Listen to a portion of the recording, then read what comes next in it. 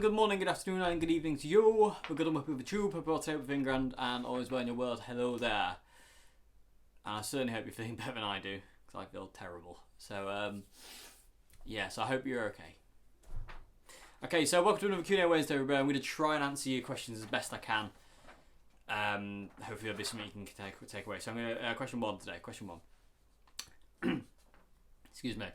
Question one is, what's my take on P90 pickups? I really like P90 pickups. I reckon, I don't have a guitar with P90s anymore, but I do like the mid-range that P90s give. They've got this real kind of like squawky, really kind of like throaty voice, and I really like that. And I used to have a vintage gold top, which had this really mid-rangey P90. It was just really nice sound, really nice P90 sound. I really liked it. And so yeah, I mean, I do love P90. I don't actually, like I said, I don't own a guitar with a P90. I just don't. It's just a bit weird, really, considering how much I do actually like that. In all fairness, I want like a Les Paul Jr.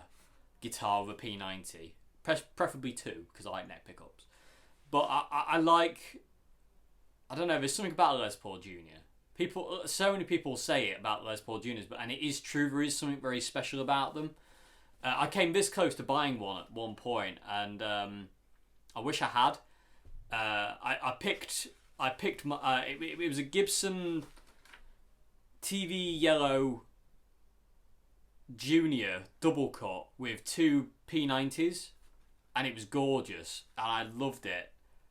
But I decided to go for the Gibson R7 gold top instead over the top of it, because the R7 was more my dream Les Paul, because my dream Les Paul is a gold top dark back Les Paul. That's my dream Les Paul, and that's what this gold top was. So it did kind of, it had the more of an influence over me, but sadly I didn't get to keep the R7, which is a massive shame, and one of those things really you just have to bite the bullet and have to get rid of it at some point. But the R7 was a gorgeous Les Paul, and I do miss that guitar. But I do miss the TV Yellow one with P90s, because it just sounded absolutely amazing. But I would like a P90 guitar at some point. I'm not in a rush for it though. As much as I love P90s, I am a very tried and true single coil kind of guy, kind of thing. I'm very I don't really use humbuckers or P90s a great deal. I am a single coil. I love single coils. I just have always loved the sound of them. There's just something about that sound that just, it's the sound that's in here. You know, it really is the sound that's in here. It's not when I pick up a Les Paul, I'm with humbuckers, I miss it. When I pick up a P90 guitar, I miss it. It's just this, there's just this, like, I don't know what it is, but there's something about single coils that just make me so happy, and just like, that's the sound I want to hear. But I do love P90s. I really do love P90s. Given the choice between P90s and humbuckers, I'd probably go for P90s. I'm not the biggest humbucker fan. I do love humbuckers, and especially the ones on my Revelation, the RTL, which is just sat there. I love those humbuckers. But I've noticed recently, I'm getting a bit of a craving for a humbucker Strat. You know what I mean? Because as much as I love my RTL, the blockiness of the body, that always kind of like gets in the way of me. It's much in the same way as like, you know, like a standard Telecaster does. Like, I love Telecasters and I love Les Pauls, but the blockiness of the bodies, like when they're really thick and don't have the contours, because I'm a Strat man. Well, contoured body man, should I say, because I love Jaguars as well. I find it really hard to get on with them. Like, you know, I can't play them for long periods of time, because I tend to get kind of a bit frustrated with them, because I tend to kind of like feel uncomfortable, and I always get this kind of like horrible kind of red rash thing, like where it kind of brings blood to the surface on my arm when I play it for a long period of time, and it hurts, and it's not particularly pleasant. Whereas with Stratocasters and Jaguars, I've never had that. So yeah, I mean, I also missed out on a chance at one point, and when I was in Old Hat, I missed out on the chance of buying a Stratocaster that had been modded with 3 P90s, and that was an immense guitar.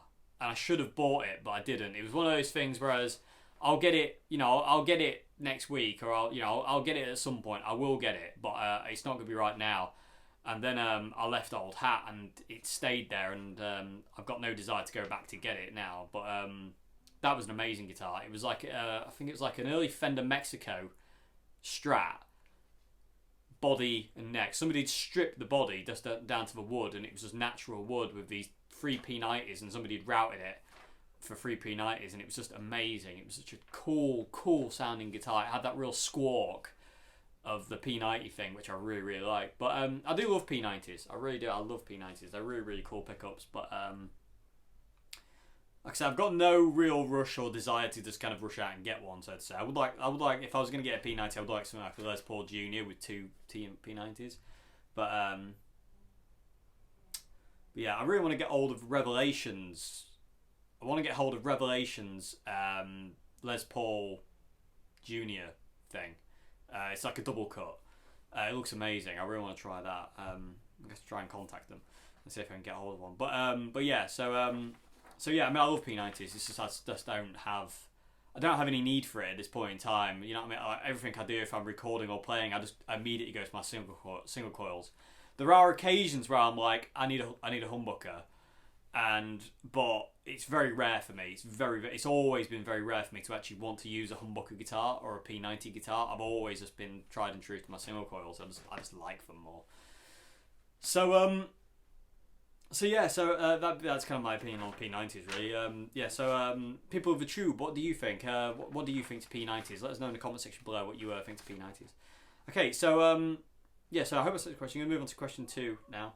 Question 2 is, does John Frusciante ever play his strats in position 2?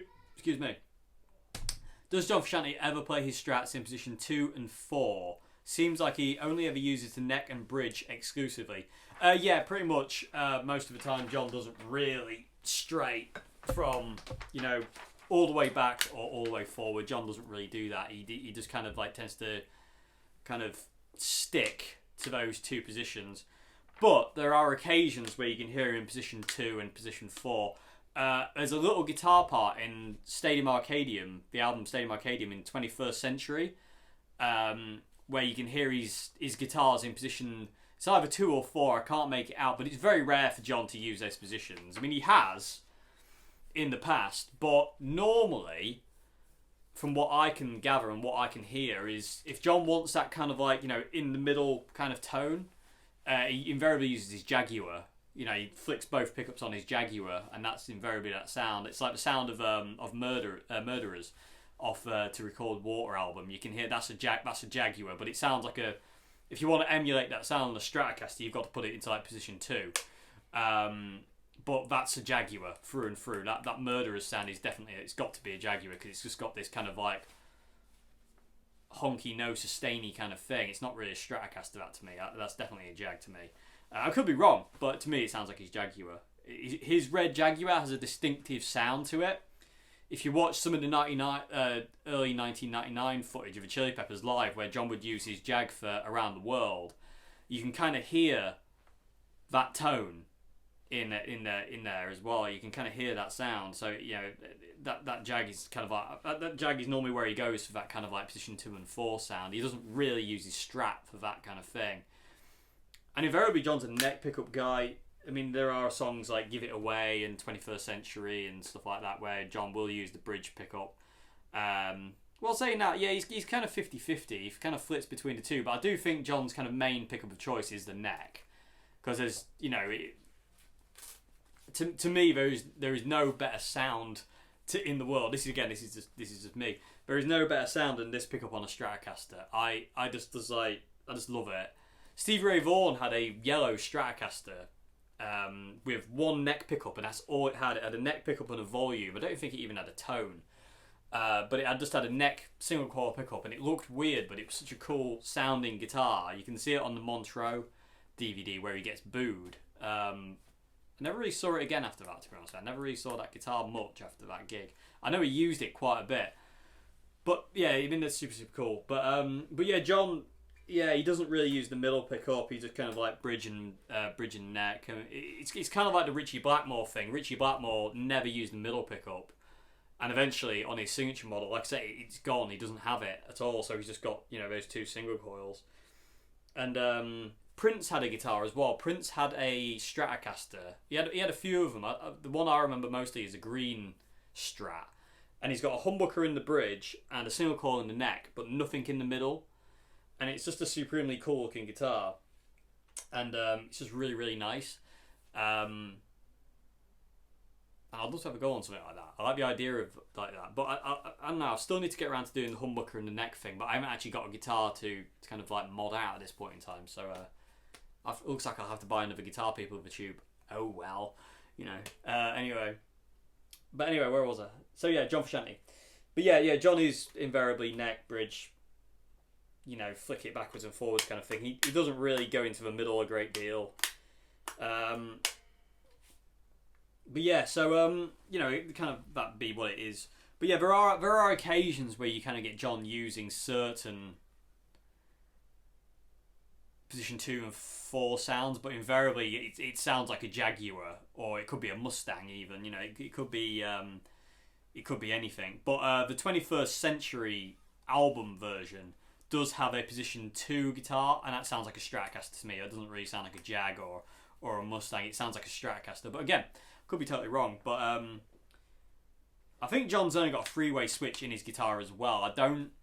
The way when you can see him flicking it. If you watch something like Purple Stain live, you can see him flicking his selector switch, or and you can kind of see that like it doesn't seem to click down in increments. It just seems to go to like the middle and then the bridge, and there's a certain jerkiness to that motion that only a 3-way kind of gets. So yeah, I mean, I think he's got a 3-way and he just sticks to a bridge in the middle and bridge in the neck. Sorry, because that's just kind of like what he prefers, and I can totally understand that. But yeah, so yeah, John does play his Strats in position 2 and 4 occasionally, but it's very occasionally. It's very, very rare. You don't really hear it a great deal at all. Also, another guitar he uses kind of that middle kind of honk sound with is his Gretsch White Falcon. Californication being a classic example of that. It's both pickups on. It's both those Filtertrons on his Gretsch on.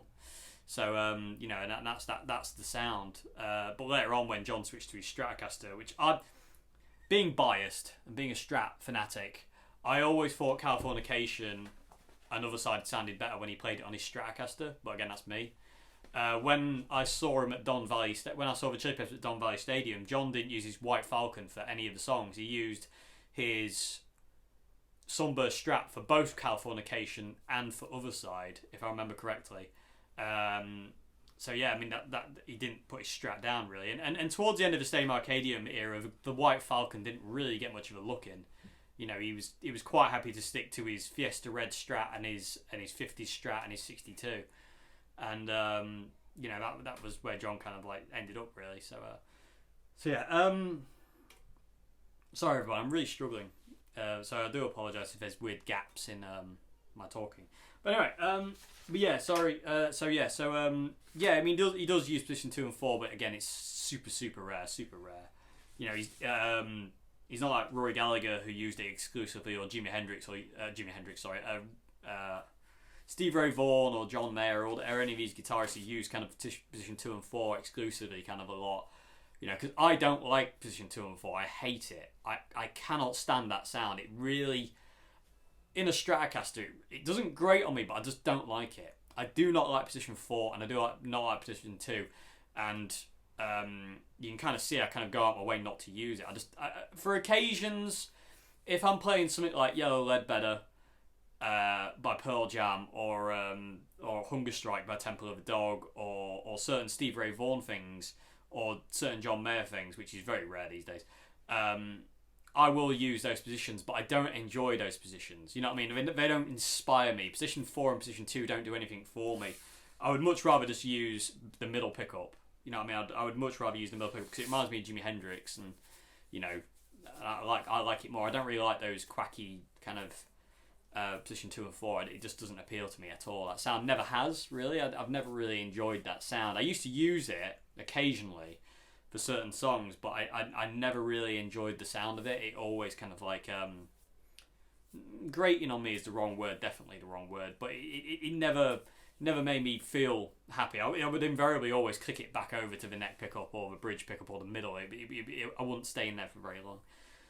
That might change in time, but at this point in time, I just don't like it at all. It's just not a very nice sound to me. But anyway, I digress. But you know, it is a nice sound, but it's not. You know, just my opinion and the way it feels and sounds and whatnot. But yeah, so I hope it's answered your question. Like I say, sometimes, but very rarely. Like, you know, if you take John Frusciante's career, it's position 2 and 4 maybe have appeared into it maybe about 2%, if that. You know, you don't hear that position at all. Okay, so I hope that's the question. Moving on, question 3. Question 3 is, it's been my experience that once guitar shop employees know your budget and what kind of music you like and what your level is, most of the shop is off limits. Why do you think guitar shop employees often seem reluctant to let you try their gear, and what could be done to overcome this? Okay, so if you go into a guitar shop and they make an immediate judgment on you, and they're going to go, oh, you want this guitar, you want this amp, but I want to try that. Oh, no, you don't want that, you want this, that, and the other. Leave the shop and go somewhere else. You don't want that. You don't want people telling you what you want or what you don't want.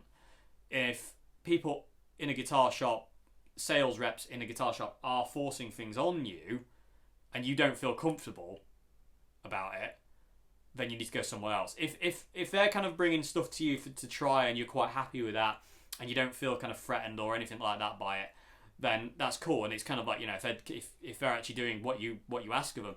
But if they are literally like, no, you need this and you need this and you need that and you need to buy this because you want to play this, then yeah, you need to go somewhere else, because that's just not helpful and it's not cool. And I've had that as well. I understand where you're coming from. I had it a lot, but I totally understand where you're coming from. It's like, you know, oh, can I try that guitar? Oh no, you wouldn't like that. You don't. Yeah, you want something more like this, and it's like, how do you know what I want? You're not me. You know, I don't like when people, like, especially in guitar shop, like where they kind of like rush judgment on, like, you know, what they think you like, or like, you know, if you're a beginner, like, you know, they think, oh well, you know, we'll stick you with a budget guitar and it's kind of like a budget amp and that's it. It's like, well, what if you don't want that? You know, what if you get your heart set on something else? And I have been in a guitar shop where I've heard salespeople talk themselves out of a sale just because they're being over the top pushy. I heard that a long time ago in a guitar shop. I'm not going to name. It's probably not even there anymore, but I did hear it. Where the sales guy was just being really pushy to this guy knew what he wanted. This guy knew what he wanted, and this sales guy was like, no. If you want to play like this, you need this guitar. And he was like, yeah, but I don't want that. I want this. And he was like, well, I can't recommend that to you. So the guy left eventually, and the sales guy was like, no, well, you know. And it's like, well, no, you can't really be doing that. That's not cool, man. It's like, you got to be understanding, and you've got to give the customer what they want, not what you think they should have. Like, when I worked at Old Hat and somebody came in saying, oh, I really want to buy a Fender Stratocaster, what have you got? And we had tons of Stratocasters. I said, there's the wall, try them all. I didn't mean to rhyme, but you know what I mean. But, like, you know, there's a wall of Stratocasters. Literally, sit down and I'll bring you as many as I can, and just wait for that one to go, it's me, hello, you need me in your life. You know, that's you know, same with Les Pauls or 335s or anything like that. In Old Hat, it was like, we've got loads of them and you need to try them all to find the one that's going to work for you, because all guitars are different. You know, what works for one person, what communicates with one person will not communicate to the other. So yeah, I mean, it's all subjective, and I always feel people in guitar shops sometimes can be a bit pushy. I know what you mean. I mean, I haven't experienced it a lot, but I have heard some horror stories of people being, like, you know, pressured into buying things and pushed into buying things and all this kind of other stuff. So yeah, I mean, you don't want that. You want to be happy with what you're buying, and you don't want to be pressured into buying something you don't want. It's like, oh well, I want to go in and play blues. Oh, you need this. You know, you want this Stratocaster, or you want this Les Paul, and it's like, well, actually, I want a Telecaster. Oh no, you don't want that. You know, you want this because this is what, you know, John Mayer uses, or Stevie Ray Vaughan uses, or or whatever, or Jimmy Page uses because because this, that, and the other. And it's like, well, yeah, but I want a Telecaster.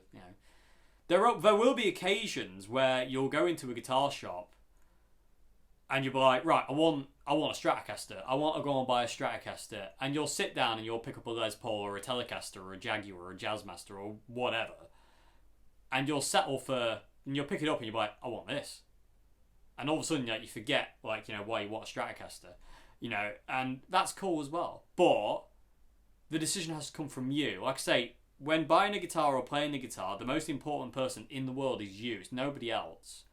When buying a guitar, buying an amp, buying a pedal, dialing in your sound, the only person that's important, in opinion-wise, is you.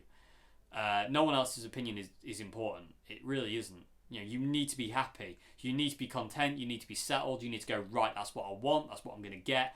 And that's how I want it to sound. So if you want to go and buy a BC Rich Warlock to play BB King on because you like the sound of it and you like the look of it, do it. There's no rules. Just because it's a BC Rich Warlock doesn't mean it can't play blues.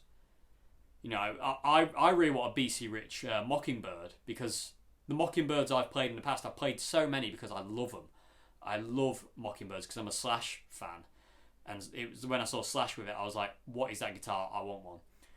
Every Mockingbird I've ever played, when you go to the neck humbucker, it has got like this really fat, warm, bluesy tone. And I really like it for blues. And we used to have one in Old Hat, and I should have bought that one as well, but I didn't. And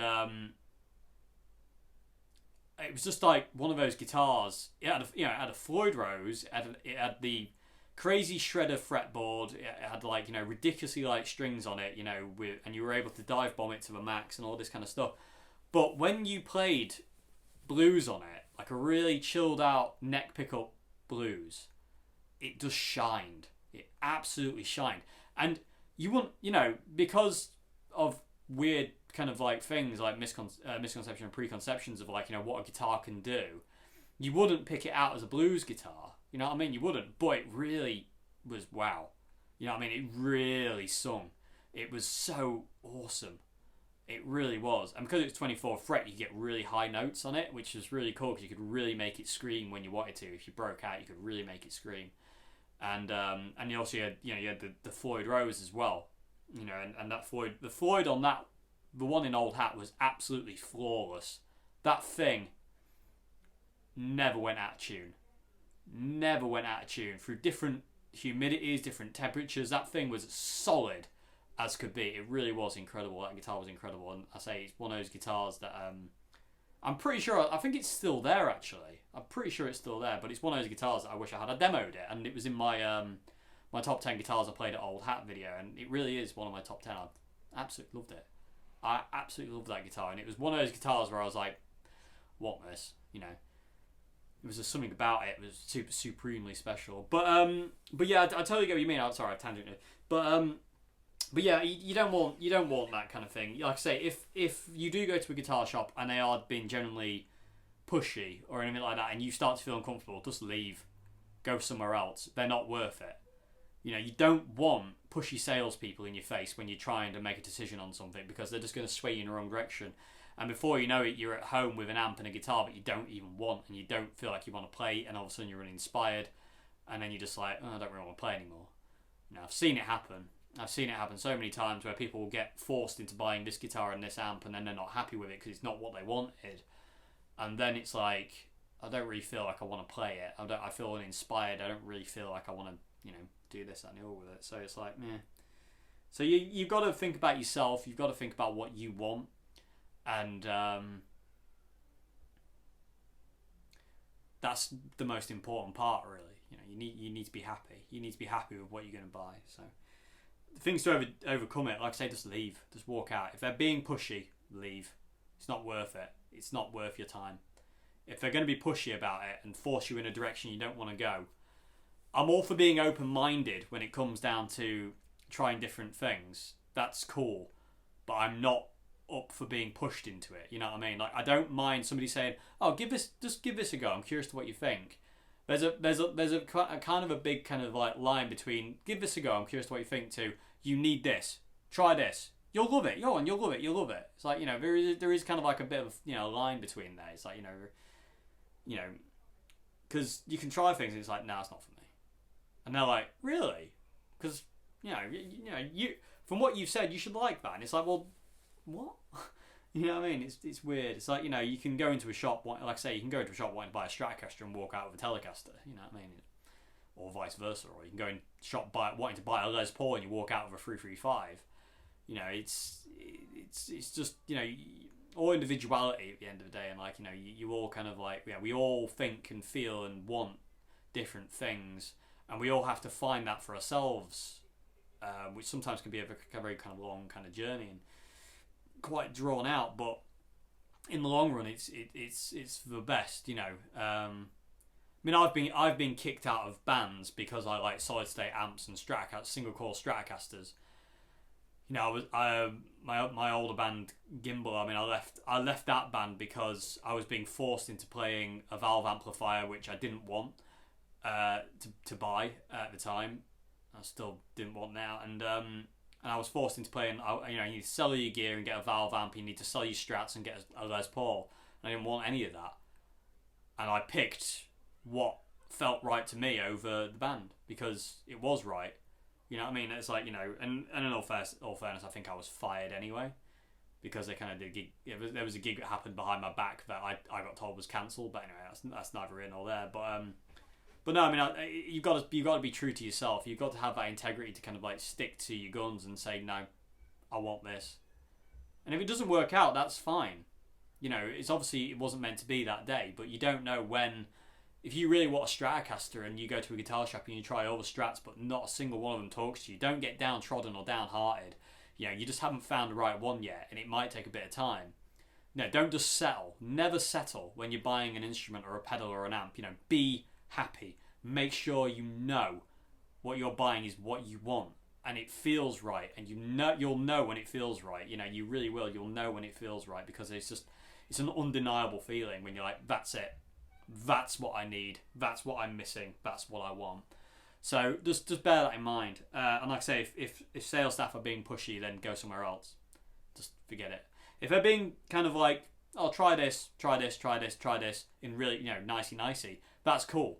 Because you want to try everything you can. And if they've been really helpful and like, oh, what about this instead? Or why don't you try this? That's really cool. But when they're pushy, oh, you need this and you need that. That's the only way you're going to get that thing. That you don't want that. You don't want that. So at that point, I would just kind of leave, and that's the way to overcome that. It's just like, bye bye. I don't want to be pressured into buying something I don't particularly want. It's not cool. So anyway, so I hope that's a question. So I'm gonna have to move on because if not, I'll stay on that question forever, and I will not move on. I won't be able to answer the next 3 questions. So yeah, I hope it's answered the question. I'm gonna move on to question 4 now. So question 4 is after the arrival of Revelation RTL59, what does the future hold for the vintage lemon drop? Quite a few people have asked about the lemon drop actually. Is there anything the lemon drop does better than the Revelation? And if not, would it just be best to sell the lemon drop? And also, do you think fitting one of the Revelation HV58 humbuckers into the lemon drop might perk it up? No, I mean the thing is, the lemon drop to me is such an awesome guitar, but it was outshined. No pun intended to Soundgarden, but it was outshined by the RTL. As soon as I plugged that RTL in, which is just sat there, I was like, that's the sound I want of a Les Paul. It had that kind of bright but fat, warm Peter Green, Paul Kossoffy thing. The RTL did. And the Revelation had that as well, but you kind of had to adjust it to do it. Whereas Revelation out the box, it was there. It really was. It was just all of a sudden, it was there. Like I said, the only thing I didn't like about it was the cherry burst, but that's okay because that's gone now. It's just down to a natural wood. But like I say, yeah, I mean it was one of those things where I was like, this is my Les Paul. That's what I want a Les Paul to sound like, and it does remind me slightly of not 100%, but it does remind me quite a bit of my friend Nick's 52. My friend Nick's got sorry about the noise. My friend Nick's got an original 52 Les Paul, and that sounds very much like the RTL sounds very much like that, even though it's got humbuckers. But it also sounds like my Gibson R7 that I used to own, and also a couple of other Les Pauls that I've tried that I've really warmed to in the past, especially kind of like fairly old ones. It just sounds like them. It's got this bite where it's really aggressive and in your face, and it's like like that. But at the same time, it's like, you know, like soft and gentle. It's got a real, you know, when you go to the neck pickup and roll the tone off, it's really warm and welcoming. And when you turn the tone up, it's kind of a little bit more cutting, but it's still welcoming. When you go back to the bridge pickup, it's just like Telecaster on steroids deal. And that's having lucky enough to play some really old Les Pauls. That's kind of that's what they always sounded like to me as well, and everybody says it. I mean, so many people say, like, you know, an old, you know, 59 or a 58 Les Paul or a 60 Les Paul, they sound like Telecasters on steroids, and that is very true. It is very true. Old Les Pauls do sound that way. They've got this real cutting kind of sound, which is really, really cool. And especially like the 52s. They're really nice. They can be really warm and mellow, but they can also rip your face off if you want it to, kind of thing. They're really, really cool. And like I say, I remember trying a Les Paul. Like I said, we got I said it a couple of videos back, but we had a Les Paul in Old Hat. It was a 70s Deluxe Les Paul, and it came in because this guy wanted to fit these double white PAFs, pattern applied for PAFs that he got. They were from a 59 Les Paul, and he had bought them. And he wanted them fitted into this Deluxe that he'd was routed for humbuckers, and I've never heard. The Revelation comes close to that sound because it was just that. If like everyone's got opinions in their own head of what, like, you know, a certain guitar sounds like, but to me, a Les Paul sounds like Peter Green and Paul Kossoff, and you know that's like a Les Paul. And then when you go for more higher gain stuff, it's like Slash. You know, Appetite for Destruction kind of sound, and that's what these PAFs sounded like. Running it through different amps, I was like, that's just that sound. You know, if you cleaned it up, you got Peter Green and Paul Kossoff tones, and if you dirtied it up, you got like Slash tones and like that really gritty, but yeah, Telecaster steroidy kind of sound, like big Telecaster sound. It was just gorgeous, and that was a big eye opener for me, where I was like, that's what I want a Les Paul to sound like. And the RTL 59 is the closest thing I found to sounding like that. Like I said, it was Revelation for years and years and years. I mean, I've had the Revelation for absolutely donkey's years, but the RTL came along and just literally blew it out of the water to me. I mean, I love my Lemon Drop to bits, but yeah, I mean, it's sat in a case. It sits in a case now. I don't play it because the RTL is just my go-to Les Paul, because it sounds the way I want it to sound. And with my Lemon Drop, I would normally have to tweak settings to make it kind of not work, not behave, but sometimes it might be a bit dark on a Stratocaster setting or a Telecaster setting. Whereas with the RTL, you don't have to tweak anything. It just, there you are. You know, it just breathes, and it's so cool. I love that guitar. And it is the guitar I'd recommend for anybody on, like, you know, after a budget kind of Les Paul. The RTL 59 by Revelation is just unreal. Feels good. It's not ridiculously heavy. The neck is like a proper vintage Les Paul as well. The neck feels like a really old Les Paul. It's so comfy. They're just awesome guitars. I love them to bits. I love mine so much, and I love the dials. One sec. The dials on the control in the control cavity are angled the other way. Oh, sorry everyone. So yeah, I mean these dials angle. Let me just try not to blind the camera. But these are angled this way, and for me that's like awesome because obviously I play Stratocasters, and Stratocasters are on this orientation. This is amazing, but it also, not only is it kind of like really cool that they're in that orientation because you can get to them, but you can also do kind of like, if you go to the neck pickup, you need volume spools really easily on it because the volume pot's right there. There's none of that kind of like hitting a chord and then rolling it in and then hitting another chord, rolling it in, rolling it out kind of thing. But yeah, these guitars are amazing, and I love this one. The neck on this thing is just stunning. I mean, it really is one of, this is, the Revelation was, the Lemon Drop was always a guitar because it was so heavy, and it was so boxy, I would always have trouble with. I mean, I have trouble with this one as well because of like, you know, its thickness and like the, you know, this edge here. Which what I've done is I've actually sanded quite a lot of the binding and this away, so I've got kind of a bit of a contour there. But I don't know, but there's just something very special about this. As for selling the lemon drop,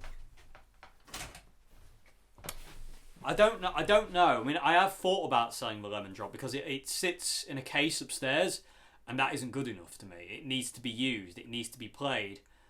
But at the same time, I've got that kind of hoarder part of my brain saying, "But you've done so much with it." You know, I mean, I've done so many videos with it. I've lived with it, and I didn't gig it a great deal. It was kind of more of a home guitar. But I've done so much with that guitar. It would be sad to see it go.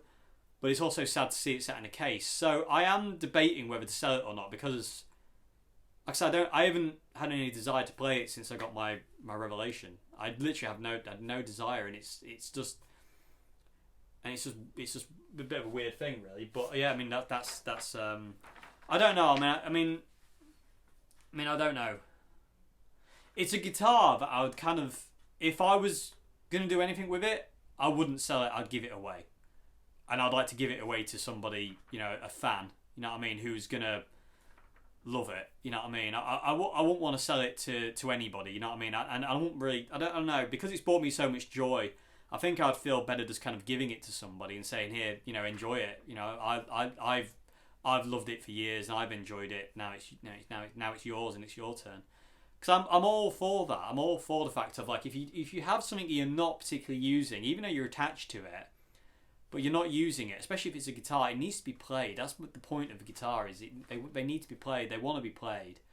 And that's what they're built for. They don't want to sit in cases and stuff like that. So it would be nice to give it away. It really would.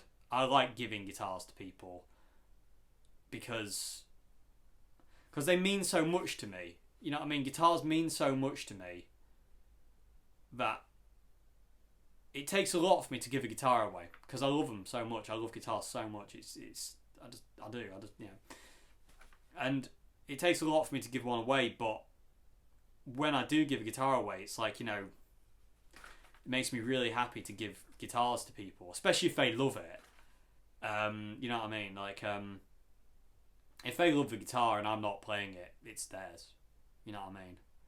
There are occasions where obviously I have to sell instruments to get money because if I don't have any money or anything or the other. But you know what I mean. The Lemon Drop's future is very unwritten at this point in time, and we'll see. I mean I don't know, but sticking a HV58 into it, HV58 humbucker in it, I don't really feel I want to change its DNA. I mean, I've changed its DNA and its wiring, but I don't really want to change its voice. You know, those Wilkinson humbuckers in it, I really like them and I de-waxed them, and yeah, they're totally unwaxed now. Those pickups are, and I like that. I like it's got a really distinctive voice, that guitar, and also it's Peter Green modded as well. I don't know. I don't know the future of the Lemon Drop, but yeah, I don't. Sorry, I'm gonna have to move on because I'll talk about that forever if I don't stop. So, but yeah, but on a closing thought, yeah, I mean, would it be best to sell it? Yeah, but I'd much prefer to give it away. You know what I mean? To give it to somebody who's gonna love it and cherish it and use it and not abuse it. You know what I mean? That would be my dream for it. Because like I said, I don't mind. Sometimes, you know, you have to sell guitars because you need money, and I've had that. But the Lemon Drop has meant so much to me. It's such a big part of me and pretty big part of this channel. It's on a lot of videos that it's kind of almost like to sell it would cheapen it, if you know what I mean. You know, if I was to sell it and put it up for sale for 200 quid or whatever, it would almost cheapen its life and its memory, you know what I mean? I don't know, maybe I'm talking silly, but I don't know, people too. You'd have to let me know on that. I don't know if that makes any sense whatsoever, but yeah. So its future is very much unwritten at this point in time. Okay, so I'm gonna move on to question 5 now. So question 5: in all your experience at old hat guitars, did you ever encounter guitars that you thought were fakes but were sold as vintage? Yes, I did. How were guitars authenticated there? I'll talk about that in a minute. Because I'm interested in buying a vintage Strat, but wouldn't know a good fake from a real one. Okay, so I'll talk you through some of the little bits and pieces on on my old Strat to kind of like give you an eye into it. But yeah, there was a few guitars that came through Old Hat that were fake. When I left, there's a I think it's still there now, but there was a Dakota Red Stratocaster that was in Old Hat that was supposed to be a 62, and it was supposed to be a Selma refin 62, and something never sat right with me. The gap here between the low E machine head and this bit here was too big, and the headstock was too big. Old Fender headstocks, especially Stratocaster headstocks, are very small and they're very dainty. They're super thin. Now I don't have to be able to see, but they're very very thin, and they're very they're super dainty. They really are very small. I can point this. I don't like stuff.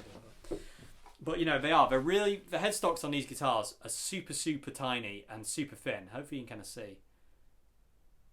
They've got a certain look to them, and this part here has got a certain look to it as well.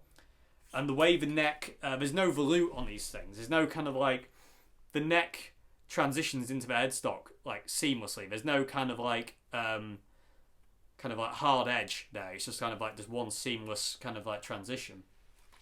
So anyway, this 62 Strat, one day I was like, it doesn't look right, it doesn't feel right. Bearing in mind we had John Entwistle's real 62 in, so I was kind of, because I knew that guitar so well, I was like, it doesn't look right. So I took it apart, and lo and behold, it was a total fake. It had there were apparently original pickups, original pots, original scratch plate, body, and this, that, and the other, and none of it was original. None of it was Fender either. There were DiMarzio pickups. The pots were just CTS. The tremolo was I don't even know what the tremolo was. It was some cheap knockoff with Fender saddles. So yeah, they were probably Fender, but the body wasn't Fender either. It wasn't old, and neither was the neck. The neck wasn't Fender either. It was just like some kind of aftermarket neck, or I don't know what it was, but it wasn't right.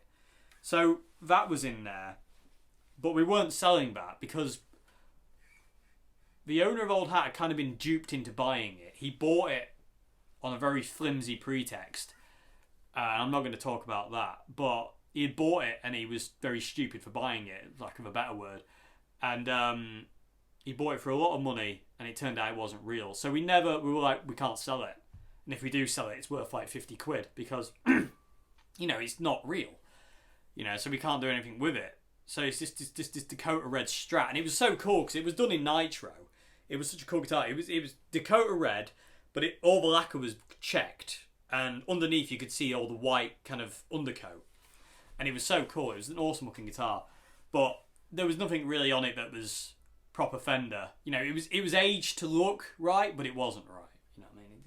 It stunk. It didn't have the Clouson single line machine heads. It didn't have the hole.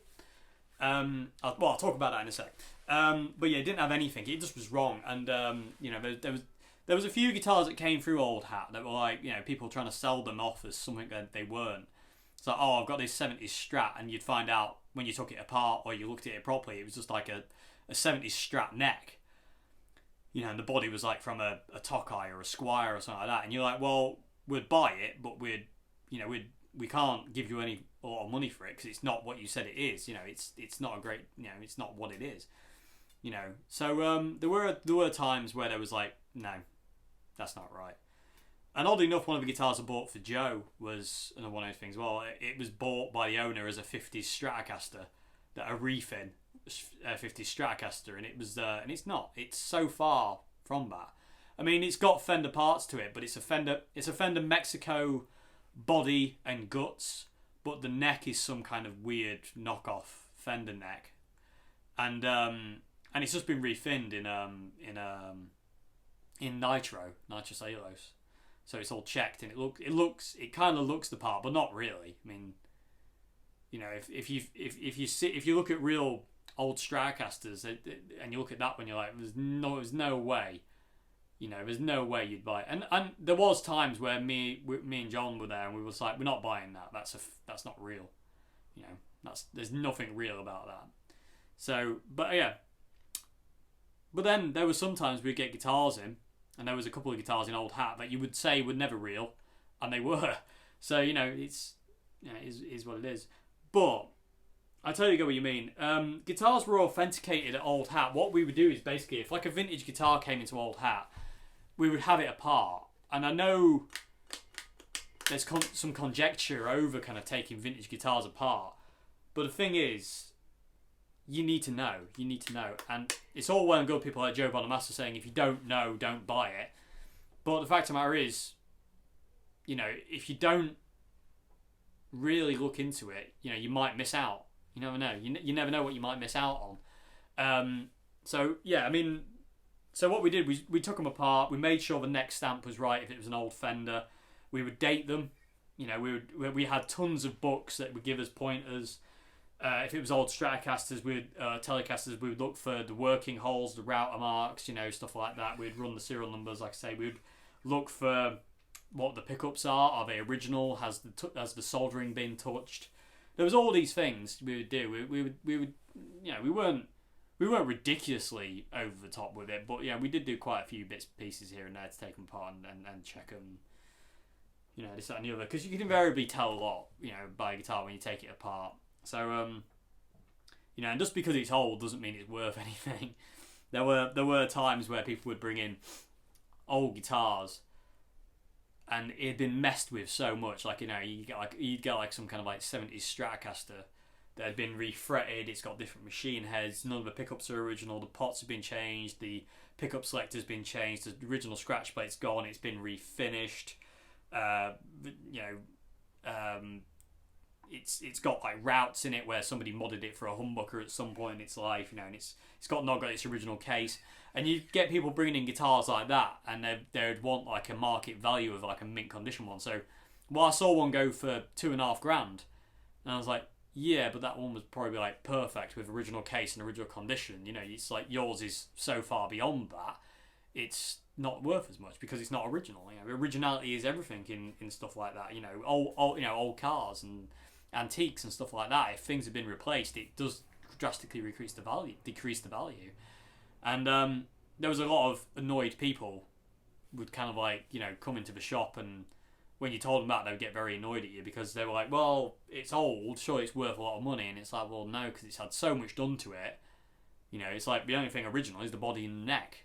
It's like, and that's we'd still offer a fair price for it, but the fact is we would have to resell it at an extremely low value because of what it was. So that was the thing. It was like, if you think you can only get £600 for a guitar, you can't buy it for £600. You can the low you can probably buy it for £400-500 and then make £100 profit on it, but you can't buy it for what you're going to sell it for. If you're trying to make a business out of it, and that was a bit of a thing for people when they came into Old Hat. It was like, well, it's worth if you had like an old guitar, somebody bought an older guitar and it was kind of good, and you say, well, it's worth about £1,000, people's eyes would light up like that. But you say, we can't offer you that because we need to resell it, and we might not get that. Somebody might come in and say, well, I'll give you £900 for it, or $950 or whatever, and we might have to accept that as an offer. So we have to, you have to take that into account. You have to worry about the variables. So anyway, old Strats. So that's what happened in Old Hat. Anyway, that's me ramping and raving, and I need to hurry up because I've only got 10 minutes left, and I've got stuff to talk about. So I might have to rush the last question. But I'll tell you what, actually. Bear with me on this one. Bear with me on this whole thing of like how to tell a fake from a real Stratocaster. I'll tell you what I'll do. Instead of rushing it now, because I've got another question to answer and I've got to talk a bit at the end, I'll do a video. And I'll talk about the things you want to look for in an old Stratocaster. Because I don't have an old Telecaster. I can kind of tell you that as well, but without one here, it's quite hard to to show you. And I'd like to be able to show you on this what you want to be looking for. So I'll tell you what I'll do. I'll do a video for you. I'll do a video for next week of how to spot a real Stratocaster, because there are quite a lot of telltale signs of original Stratocasters that you want to look for. They do invariably require taking the guitar apart.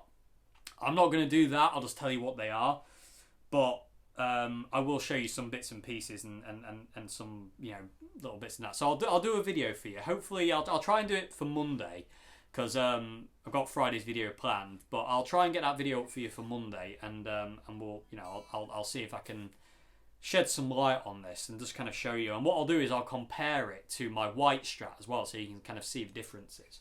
So yeah, I'll do a video for you instead of kind of rushing through it and trying to explain it kind of flustered and rushed. I'll do a video on it and explain as much as I can, as much as I know, basically, which isn't a great deal, but it's enough. So if you do want to go out and buy a vintage Stratocaster, you kind of know what you're looking for and stuff like that. So yeah, so bear with me on that one. So again, so I hope that's okay for you. So anyway, I'm going to move on to final question there, question 6, and so yeah, I'll get to that next week. So hopefully Monday's video will be a video on this. So okay, so because it is kind of important, there are certain telltale signs, and you can get led astray if you're not careful. So final question there, everybody. Question 6 is, what's your opinion on Prince? Okay, Prince is just one of those talented people that make you want to quit, because he's just awesome. I love Prince. I don't like his stringent copyright laws and how picky he was and how kind of protective he was. I understand why he was, but when you can't, when you couldn't do a cover of Purple Rain to show your appreciation for him, it was a bit, it's a bit silly, really. But still love the man, and still love his music, and love his persona and everything. He's just so cool. He's so cool, and his guitar playing is unreal. I mean, he's quite underrated as a guitarist, but not really, if that makes any sense. You know what I mean? He's kind of like absolutely stunning guitarist. He's kind of underrated, but not really. It's very, very strange to say, but yeah, I love Prince. I do. I mean, he's just awesome. He's such an awesome guitarist. I mean, you can see how much he based himself off Jimi Hendrix as well, in his flamboyant persona and stage presence, stuff like that. He's so much like Jimmy. It's unreal. And even down to the tash. I mean, it's Jimmy's tash. You know what I mean? It's that's Jimmy there. And certain things he does, he would do the kind of like that thing that Jimmy does, where he swipes down the neck and goes back down. So vroom vroom. And playing the guitar in different ways in this, and the facial expressions as well. He was very much a Hendrix fan. So yeah. Anyway, but yeah, I love Prince. I absolutely love Prince. I'm gonna have to rush because I've got to say thank you for watching, and I've also got to give a shout out as well. I've got to give a shout out to a YouTube channel called Ultimate Reality, and he's on the website. He's on my website as Dark Knight as well. But I'm gonna give a shout out to him because he did a video unpacking 2 T-shirts I sent him. So I watched the video and it was awesome. It was great to see. It was great to see it. It really was. It was really cool. It was really uplifting to see it. Really see it, because I'd sent him 2 T-shirts, but they'd obviously got lost, and I had to send him another 2. So it was nice that they got there. But yeah, so a massive shout out to Ultimate Reality and Dark Knight on the website, because that video was awesome. So and I'm glad they got to you, and I'm glad you enjoyed it. I'm glad you're enjoying the T-shirts, and that's cool. So thank you very much indeed for buying them, and I say I appreciate it no end. It really, really, I really, really do appreciate it. So yeah, everyone, thank you very much for watching, everybody else. I do apologise again for my mood, and I apologise that I look like the Emperor from Star Wars. The dark side is well and truly with me at this point in time. It really is. It's very dark up there. But anyway, and it's not going anywhere anytime soon, which is great. So yeah, I'll try and not be such a mope. You know what I mean? It's hard sometimes. It really is, especially when everything kind of falls apart around you. But yeah, thank you very much for watching, everybody. I say your support means the world to me. Massive thanks to my supporters on Patreon. You just, after the Fender Champion video, some of the comments I got on the Fender Champion video, where you could tell I'm upset. They're just, I don't have words to express it. I really do not have words to express it. I just can't thank you all enough. Your support, your continued support for me is just beyond anything that I could ever imagine. It's awesome. So yeah, anyway, before I get too emotional, thank you very much for watching, everybody. So I hope I answered questions okay, and I'll see you again on Friday when we're going to talk about loops, soundscapes, and fun noises. And I really need that right now.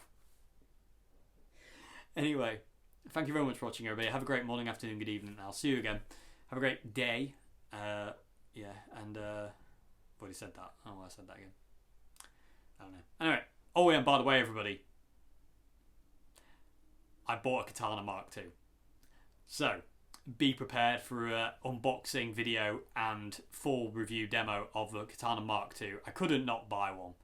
I couldn't not buy one. I was looking at it and I was watching videos on it, and I was watching people unbox videos, and I was like, I just want one. I need to know. I need to know if it's, you know, if it's better than the original. So what I'm planning to do is when it comes, I'm gonna do an unboxing video, first impressions. Then I'll do a full review on it, and then we'll do a shootout between it and the original Mark I katana. I bought a 100 watt single 112 katana, and I'm although I don't show it at this point in time, I am really rather excited to get hold of it and give it a go. It's on pre-order at this point in time because I'm buying it from Anderton's, and it's on pre-order, and it should be here. I forget the date now, but yeah, so I'll keep you updated on that one anyway. But yeah, Katana Mark III, 2. Never know, there might be a Mark III at some point, but the Katana Mark II is on the way, so I can't wait. I really can't wait. So yeah, I'm looking forward to that, and yeah. So anyway, thank you very much for watching, everybody. Like I say, your support means the world to me. Thank you so much indeed for watching this video. I hope I answered questions okay, and I will see you again very soon. I'll see you again on Friday, and yeah, just have a great day, and be happy. Always be happy. You know, just